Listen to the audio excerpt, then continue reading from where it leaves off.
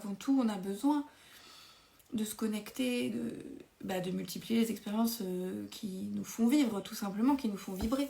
On a beaucoup plus de capacité à s'émerveiller d'une fleur ou d'un papillon, et on a beaucoup plus de mal à prendre du plaisir si on est déconnecté, si on est dans l'hypersensibilité fardeau.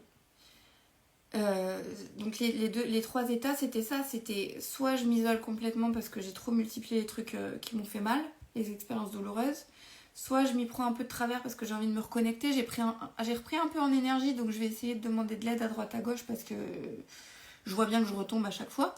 Et le 3e état de l'hypersensible, c'est bon, là j'ai suffisamment d'énergie, je vais voir ce qu'il est possible de faire pour transformer ma vie. Je vois qu'il y en a qui arrivent, hein. J'ai étudié la réussite, j'ai étudié l'échec, j'ai étudié le bonheur, j'ai étudié la dépression. Il y en a qui arrivent, comment je fais maintenant? À qui je me connecte? À qui je peux demander?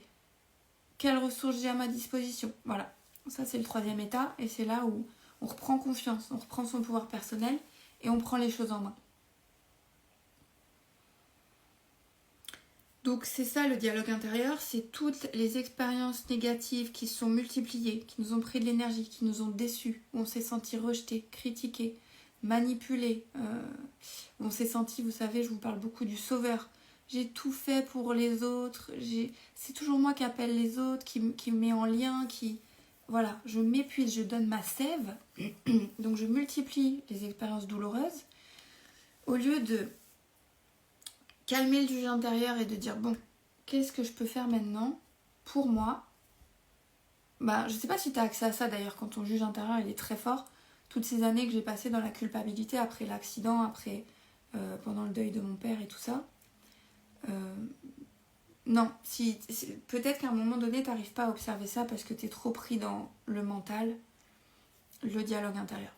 Donc la première chose à faire, c'est d'identifier, de distinguer ton mental à l'intérieur, le juge intérieur, le critique, la croyance, de ta conscience, ton cœur, ton higher self, ta connaissance, tes fulgurances que tu sais pas expliquer, qui vient que ça c'est ta vérité absolue à toi. Donc ça c'est le premier pas pour retrouver de la sérénité.